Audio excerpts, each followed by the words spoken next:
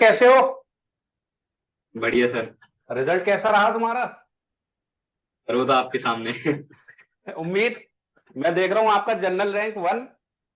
और बड़ी खुशी हुई जी आपका सर। रिजल्ट देख के मुझे। तो जी कैसा लग सर। रहा है तुम्हें फर्स्ट रैंक लाके? तो बिलीव नहीं हो रहा सर, फर्स्ट रैंक आ गई। तो आपका जो जनरल रैंक फर्स्ट आया, बहुत खुशी हुई। और आपकी मेहनत, आपने जिस हिसाब से मेहनत करी। और जब मैं रिजल्ट चेक कर रहा था तो बीएफएल में मैंने सबसे पहले सोच का जो रिजल्ट रहा वो फर्स्ट रैंक ही रहा। तो अब जी आप जो है नेक्स्ट ईयर जो स्टूडेंट्स प्रिपरेशन करेंगे तो उनके लिए कुछ आप मैसेज देना चाहेंगे कि आपने किस तरीके से जो तैयारी करी एसीसी में, और जो आपकी सेल्फ स्टडी जो आपने अपने आप पढ़ा, कैसे उसमें अपना वक्त दिया। तो थोड़ा सा अपनी बताइए किस तरीके से आपने तैयारी की थी। और ये जो बोर्ड है मेरे पीछे, ये मैं यहाँ पे बैठ के पढ़ता हूँ। और ये जो बोर्ड है मेरे पीछे, मैंने इस पे रैंक 3 लिख रखा था। पर मेरी रैंक 1 आ गई। Okay okay okay okay. मतलब ये जो आपने हैशटैग इस अपना पे एक बोर्ड लगा रखा है व्हाइट, इससे आप अपना प्रैक्टिस किया करते थे। और जो एसीसी में टेस्ट कराए गए थे, जो यहाँ पे आप देखते होंगे वीकली टेस्ट सीरीज एंड उसके अलावा जो है लास्ट में हमने दो टेस्ट सीरीज कराई थी, तो उससे कुछ क्वेश्चंस आपके एग्जाम्स में हेल्पफुल रहे, क्या रहा उसके लिए थोड़ा सा बताइए।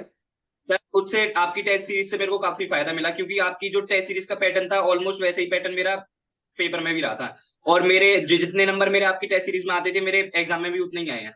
तो उससे एकदम बिल्कुल जजमेंट मिल जाता है। किस तरीके से आने वाले स्टूडेंट्स को प्रिपरेशन करनी है। बट अभी आप रिसेंटली कुछ उनके लिए एक शॉर्ट में मैसेज देना चाहेंगे कि उन्हें किस तरीके से तैयारी करनी है।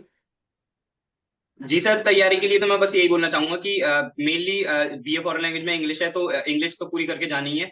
और क्या कहते हैं, एंड टाइम पे बिल्कुल डिमोटिवेट नहीं होना है। अगर मैं थोड़ा डिमोटिवेट नहीं होता तो मेरे शायद थोड़े और अच्छे नंबर आ जाते, पर अब ये बोलने से क्या फायदा, क्योंकि रैंक बनी है। तो वो कोई दिक्कत बिल्कुल। नहीं है। पर जी सर, पर मेन सबसे पहले इंग्लिश खत्म करनी है। और इंग्लिश की बुक है बहुत जरूरी है, क्योंकि ग्रामर तो हो जाती है, ग्रामर इतनी टफ नहीं आती जितनी टफ बुक आती है। सबसे मेन बात है, बुक को पूरा खत्म करके जाना है। और रीजनिंग रीजनिंग एक ऐसा सब्जेक्ट है जिसमें हमें फुल मार्क्स स्कोर करने हैं, क्योंकि वहां पे अगर नंबर कम रह जाते हैं, तो क्योंकि जीएस ऐसा पार्ट है, वो बहुत ब्रॉड टॉपिक है।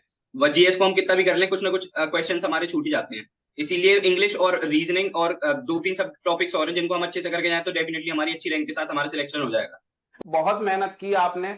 जिस हिसाब से आपने स्ट्रगल करा, जिस हिसाब से आप टीचर से पूछते थे, बार बार मुझसे पूछते थे सर किस तरीके से इसका होगा, रिजल्ट के लिए आप एक एक्साइटेड रहते थे कि एसीसी का रिजल्ट कब आएगा, मेरे मार्क्स और स्टूडेंट से किस तरीके से रहेंगे। तो मुझे उम्मीद थी कि आपका रिजल्ट यही आना है। कॉन्ग्रेचुलेशन आपको और आपकी फैमिली को।